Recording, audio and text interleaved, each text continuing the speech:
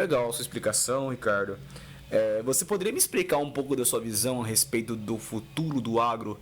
Né? Esse é um tema que a gente já trouxe algumas vezes com outras pessoas que trabalharam no agro, que vieram aqui, mas alguns deles são pesquisadores também, mas o senhor já é uma pessoa que tem realmente uma Você cultura tá me chamando de velho, pode falar. Não, o senhor tem uma cultura, uma sabedoria e também tem propriedade na fala a respeito do que você já foi, né? Como você explicou, desde 80 são 42 anos de trabalho duro aqui para a região. E eu gostaria de saber a respeito da sua visão, como que vai ser o agro daqui para frente com as mecanizações novas, as modernidades, né? Igual a gente estava conversando sobre a parte dos drones, sobre como que a tecnologia atual pode ajudar para deixar a agronomia mais eficiente e afetar também outras áreas, como agropecuária e também toda essa parte do homem do campo. Como que a tecnologia vai modernizar ainda mais o homem do campo? Porque hoje a gente vê tratores que são autônomos, também temos aí robôs, né? Ou pelo menos aí protótipos de robôs que já tem algum trabalho, alguma área experimental. Né? Não sei se você chegou a verificar já. Tem um vídeo de um robô que vai colhendo tomate, ele vai verificando se o tomate está bom, se está ruim. E ele já consegue ter essa classificação a respeito. É um vídeo oriental, né? Que sim. Sim. Também gostaria de verificar a respeito sobre essas novas. Tem novos métodos de agricultura atual, né? Também na parte da China, nós vemos aí tratores menores, né? Para linhas de produção menores também, né? Então, eu gostaria de verificar se isso em algum momento vai ser viável para o Brasil, se não vai ser viável, a sua opinião sobre o que pode ser considerado bom aqui, tanto para a nossa região quanto para o nosso Brasil. Ô, Gabriel, nós temos alguns desafios que são importantes. Por exemplo, existe uma significativa tentativa e tendência de demonizar o agro, né? E a gente precisa ser honestos intelectualmente para colocar as coisas nos devidos lugares e não usar de narrativas. Sim. Sabe? Isso é muito importante.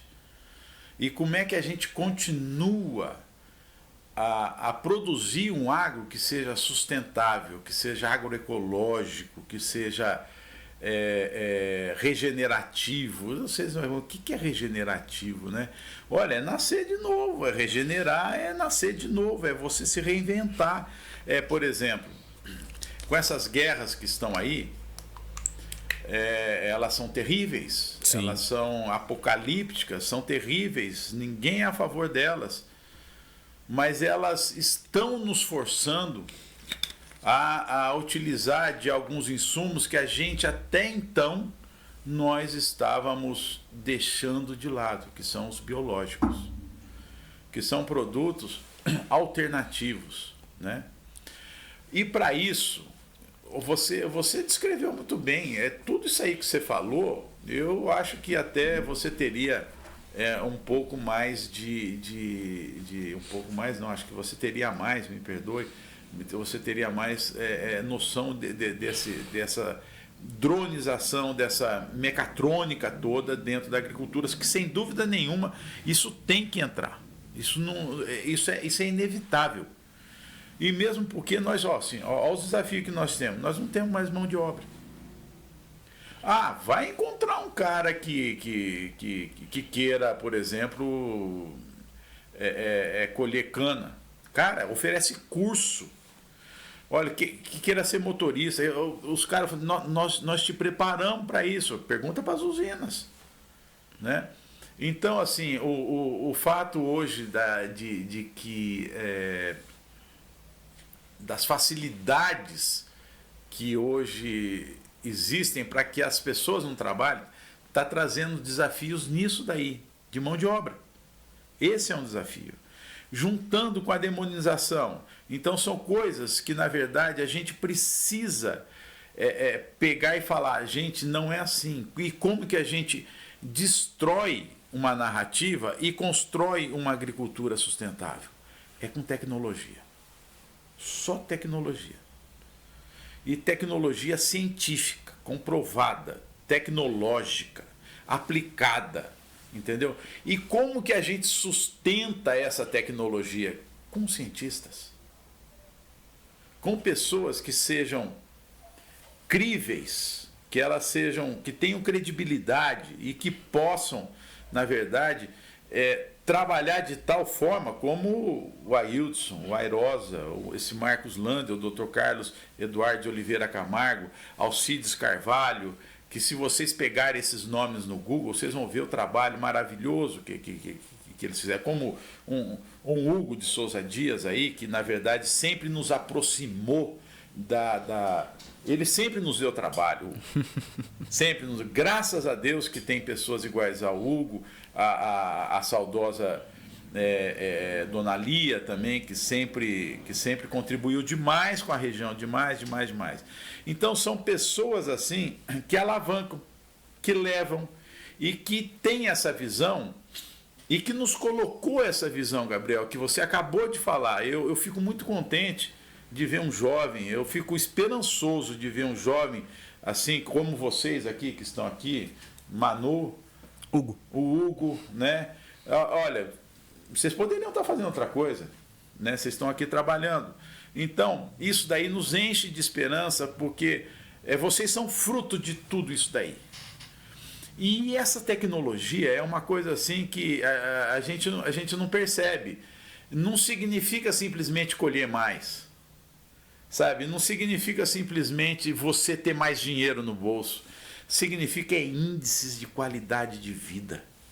E muito mais do que índice de qualidade de vida, é índice de relacionamento saudável, sustentável. Né? Que bom que nós temos jovens que estão preocupados e que têm essa visão disso tudo que você acabou de falar. Sem dúvida nenhuma. Agrofarms,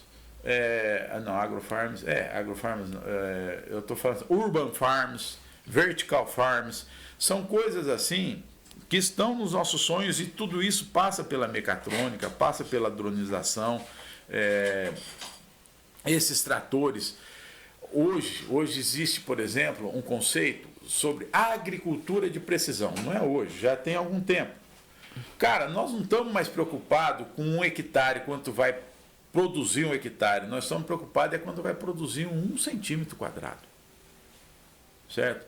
Então isso daí passa por tudo esse tipo de tecnologia que você nos disponibilizou dentro dessa sua descrição de coisas. Sabe? Medir o quanto que tem de nutriente, para quê? Para que aquela área não seja mais necessário que eu amplie ou que eu derrube áreas, sabe? Porque o nosso PIB, você me havia dito que você falou de um número bem próximo, que Sim. é cerca de 30% do nosso PIB vem do agro. Do agro. Vem do agro. Você sabe em quantos por cento de terra cultivada? Não chega a 10% da terra cultivada que o Brasil tem. Sabe? Então isso daí é muito importante, salvo melhor juízo, né? Porque também faz tempo que eu não vejo isso aí, mas é alguma coisa assim. Uhum. Então, o que acontece? Antes, quando a gente produzia, eu vou te contar um dado aqui agora que eu acho que é importante. A cultura da mandioca a nossa região, sempre foi a de maior produtividade nacional. Como assim? O Brasil produz 12 toneladas em média de raízes de mandioca por hectare. O estado de São Paulo produz 22 toneladas de mandioca por hectare. O médio Paranapanema produz de 30 a 35 toneladas por hectare de mandioca. Porque as pesquisas foram feitas aqui. Sabe? Sim. Porque as variedades são adequadas e elas servem inclusive para outras regiões. Isso é porque tem pessoas que acreditam e que trabalham para que não seja necessário uma área grande, mas que a precisão, a tecnologia, a ciência, e aqui há muita ciência nos aproxima de Deus. Sim. E uma coisa que os nossos agricultores creem é numa divindade que é muito, muito única, que é o Deus invisível que Paulo cita em Atos dos Apóstolos, quando ele vê lá. Então, esse tipo de agricultor, você pode ver, os mais prósperos por aí, eles creem. Sim. Eles creem na família, eles creem que eles têm que dar conta. Eles não são arrogantes, pelo contrário, eles são acessíveis, né? Sim. E eu queria deixar para vocês aqui toda a minha admiração, que eu sempre que possível eu deixo, toda a minha admiração aos nossos produtores, às famílias. Sem as famílias a gente não somos nada aqui na região. Não é? E dentro desse negócio da ferrugem asiática, que agora aquela pergunta que você fez, o que agregou, eu ia pregando nas propriedades, fazendo nas águas, nas microbacias, eu falava assim para ele, chamava a mulher também, era o casal, e eu falava assim, olha, o que acontece com a ferrugem asiática? Acontece o seguinte, de manhã aparece um cara te vendendo veneno, falando assim que se você não pulverizar hoje, você vai perder 10%. Eu falei assim, não é assim. Tem a hora certa de ser aplicado. E tem a forma certa de ser aplicada. Com essa dronização, eu posso dar um conselho, uma indicação técnica melhor para essa dona de casa, porque, Manu, você precisa de ver que interessante que era assim. Eu falava assim, não passa 3, 4 aqui vendendo veneno pro teu marido e botando, fazendo com que ele compre a coisa. Ela pegava, dava uma cutucada nele assim, e eu não te falei, marido? Por quê? Porque era assediado, sabe?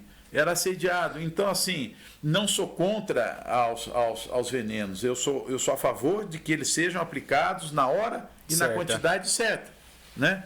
Essa é a agricultura saudável. Sim. Então, tudo isso me trouxe uma credibilidade, me trouxe um relacionamento excelente com os nossos produtores, tanto de lá quanto de cá, quanto dos ambientes favoráveis, como dos ambientes desfavoráveis.